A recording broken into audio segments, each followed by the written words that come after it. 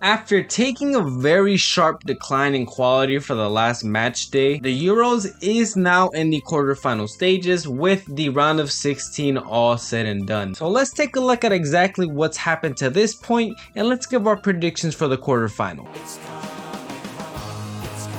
So our first game in the round of 16 saw Germany go up against Denmark. So Germany ended off the group stage with a very disappointing draw to Switzerland, where it raised a lot of question marks because you had this team that had been performing pretty well, started off strong, had a good game, and then performed really poor against Switzerland. So all eyes were definitely on Germany for this first game week. There's questions around the striker position, if they should bring in Füllkrug to start, if Havertz should start, but ultimately they put out a pretty similar team, with the biggest change honestly being that Sane was going to be benching Wirtz. Very odd decision since Wirtz had been balling like a prime Lionel Messi, little Messi, you know. But ultimately, Germany were still favorites into this game since they were playing Denmark, who had honestly gotten to this point in the competition by drawing all of their games. This was such a mid performance from Denmark so far, but they found themselves in the round of 16. So they still got there at the end of the day. So Denmark did do a good job of defending up until the 53rd minute, where a silly penalty saw Germany take the lead through Kai Havertz, justifying his position to start the game a little bit since he did slot away the penalty. And then after this, you had some absolute brilliance from Jamal Musiala, and Germany would comfortably win the game 2-0. Thank you, Denmark, for the memories Germany are going through. To follow up this game, we had Switzerland versus Italy. So Italy, of course, reigning champions. They didn't have the most convincing group stage game, especially that final game week where they had to claw with everything they had to salvage a draw against Croatia, which did show a lot of fight for them, but honestly, in terms of quality, it wasn't really there. And then on the other side, you had Switzerland, which again pushed that German team to the absolute limits and only just about drew the game that they honestly probably could have won. But this game, if anything, exposed the Italians as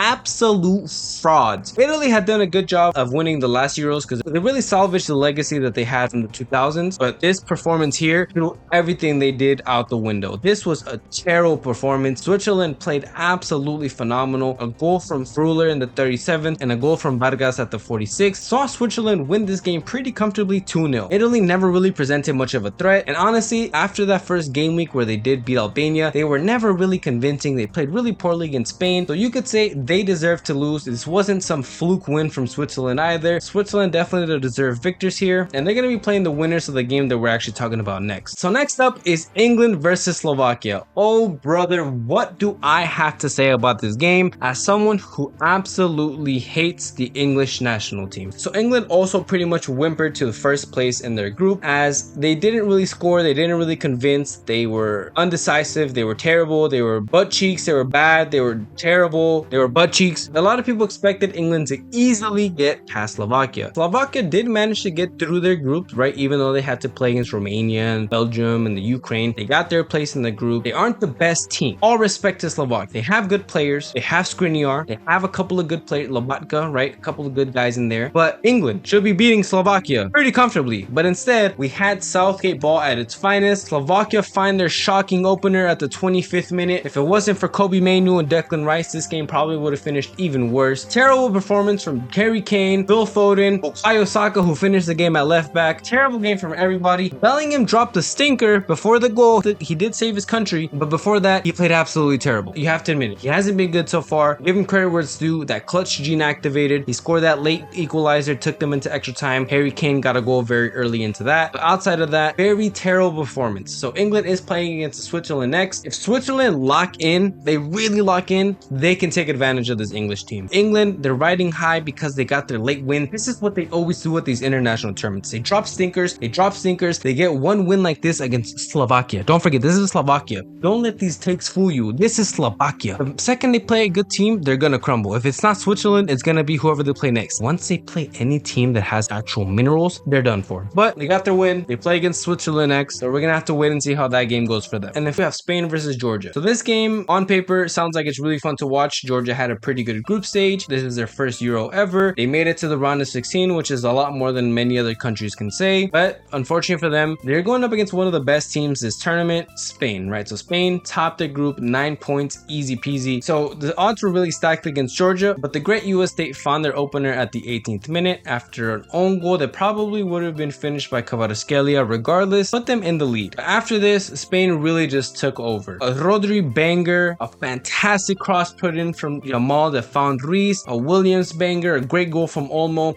This game was just entirely Spain, realistically. I mean, great respect to Georgia, very fun team to watch. They had Kvaratskhelia, they had the striker, they had Mamardashvili holding it down for them between the sticks, but ultimately the power of Spain was just too much for them to hold back. Spain go through very comfortably, meaning they're going to be playing against Germany in the next round. Honestly, this is one of those games that you could really consider a very early final. It would have been fun to see both of these teams make it all the way to the end. However, we're going to get this game as a quarterfinal. So Portugal had really grown into the tournament. So in the round of 16, they were playing against Slovenia in a game that many thought should have been relatively easy for Portugal, but to everyone's surprise, this game went down to the absolute wire. Portugal struggled greatly to really get through Slovenia and make any meaningful chances. A lot of people on this Portuguese side had stinkers. Bernardo Silva had a stinker. Bruno was okay. He didn't really perform to what people expected. Leao was a little bit disappointing, and Cristiano Ronaldo had probably his worst game of the tournament so far. He hasn't been crazy this tournament. He's been doing his job. He's been providing a good amount to the Portuguese offense, but this game he was just out of it. He even missed a penalty that you could have really bet the house on Ronaldo scoring, but he missed it. You saw how much that meant to him, and Slovenia just managed to stay in the game the entire time and ended up taking it to penalties, where Portuguese class Diogo Costa, hero of Portugal, saved 3 consecutive penalties and Portugal would end up going through. Ronaldo also scored his penalty in the shootout, exercising his demons from a couple of minutes ago. Ultimately, not the prettiest result for Portugal. A lot to work on going into this quarterfinal against France, but they got there at the end of the day. That's all that matters. They've still been continuously slowly growing into this tournament. If Ronaldo can provide just a little bit more for that attack, they have a good shot of getting to the final, but we're still yet to see what's gonna happen. This game was absolutely boring as hell. Kevin De Bruyne was playing as a deep line playmaker for some reason. This game was just really not pretty to watch. Ultimately, an own goal at the death of the game saw France win this match, but still not pretty. There was nothing in this match that screamed that France had turned a new leaf, so it's really yet to see what exactly is going to happen for them going up against this Portugal team that, like I said, is slowly growing into the tournament. And then our final quarterfinal matchup sees the Netherlands stack up against Turkey. So Netherlands in the previous round, they made light work of that Romanian side. They did well enough to get into that position in the first place. Netherlands had been pretty disappointing to that point in time, so before going into the game, there was a little bit of belief that maybe Romania can get something done, but honestly, this game just went entirely Netherlands' way. Gakpo will get the opening goal for the Netherlands, and after just pounding away at Romania the entire game, the Netherlands will get the last 2 nails in the coffin, with Malen at the 83rd and the 93rd minute, securing their spot in the round of 16. You could say the Netherlands slightly grew into this tournament. They had a good final game against France in the group stage, just beat this Romanian side 3-0, so we're yet to see what's going to happen with these guys going forward. And then their opponent, Turkey, had a phenomenal matchup against Austria. In a game where many people probably counted them out since Austria has been playing extremely well this tournament, Turkey turned up, and they're finally living up to this dark horse moniker that's been following them around for the last handful of international tournaments. In a game again where maybe on paper the names aren't screaming out world class, every single player on this pitch was just playing absolutely phenomenal. Turkey would score very early into the game. I think they broke the record for the quickest goal in the knockout stages in the Euros. Demiral, the big man up top, gets the opening goal. He then scores his second at the 59th minute, and at this point Turkish fans are in dreamland. They're beating one of the other dark horse teams in this competition. Everything is going well for them. The atmosphere is amazing inside the stadium, and then Austria come back. They get their goal at the 66th minute, meaning for the last 25 minutes or so, Austria are pushing with everything that they have. Turkey is defending for their life, but ultimately Austria would come up just short, and Turkey make their way to the quarterfinals of the Euros. What an impressive feat by Turkey. Finally, like I said, pulling through, making these dark horse performances happen by any means necessary. So our first quarterfinal matchup seen Spain go up against Germany. 2 top dogs of this competition going up against each other. Wirtz, Musiala going up against Lamine Yamal, Nico Williams. This is going to be a fantastic game of football. 2 great midfields, 2 good defenses. Honestly, this game could really go either way. Germany, as I mentioned, they had a good start when they kind of fell off a little bit, brought it back with that quarterfinal win. Spain have been incredibly consistent this entire time. This game, in my opinion, it might come down to the finishing. It could be a very close game. I could definitely see this going as maybe a 2-1 or a 1-0 in either direction, but with this game, I do see home field advantage being a major key for Germany. I know they haven't been the most convincing with their finishing outside of that Scotland game due to Kai Havertz and Füllkrug still being that conversation of who's going to be starting. But I do think, especially with that German defense, it's going to come down to Germany. I do see this being a close game. My prediction for this one is going to be a 2-1 win for Germany. Spain, great performance. Very unfortunate for them to go out in the quarterfinals, but it's just the way the cookie crumbles. So that leads us to the quarterfinal matchup. So who do I think is going to win this game between France and Portugal? So France has not shown a single ounce of threat. Yes, they've gotten penalties. Yes, they've caused own goals from their own attacking play, but for some reason, Mbappe is just not playing to the level that we expect. Griezmann looks like he's regressed significantly. There really isn't much creativity in the midfield. Bella isn't doing anything. Barcola isn't doing anything. Olomouani does have some energy, but I just don't know if they have it in them to beat Portugal at this very moment. With Portugal slowly growing into this tournament, if Ronaldo can provide just that little bit more for Portugal, or even some of his teammates like Leao on the wing and Bernardo Silva who's been playing on the right, I predict Portugal winning this game. I think it's going to be tight up until the very end. So my final prediction for this game is going to be 2-0 to Portugal. France has just not provided anything to take a look at and expect them to win these games going forward. So final prediction is going to be that 2-0 for Portugal.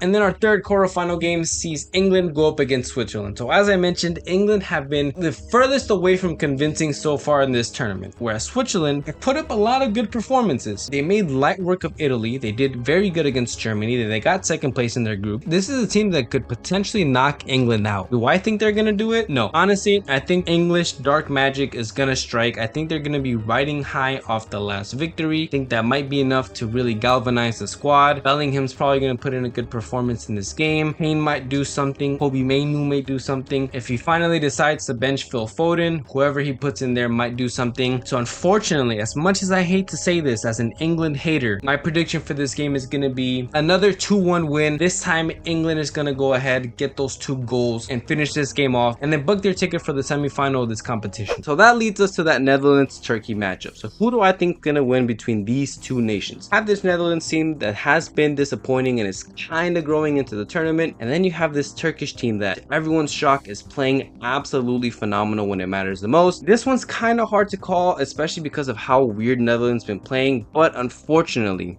I'm going to go with Netherlands here. I'm going to go with a 2-1 Netherlands win. I can see Van Dijk being just too much for these Turkish attackers, but I would be very glad if Turkey proved me wrong and go into the semifinals of this competition. But again, Netherlands 2-1, that's my final prediction. But there you boys have it, every single quarterfinal game for the Euros. Planned out exactly what's going to happen. Don't even watch the games, watch this video. You already know what the scores are going to be. Let me know your predictions in the comments down below. Thank you boys for watching. Don't forget to leave a like, comment, subscribe. Peace.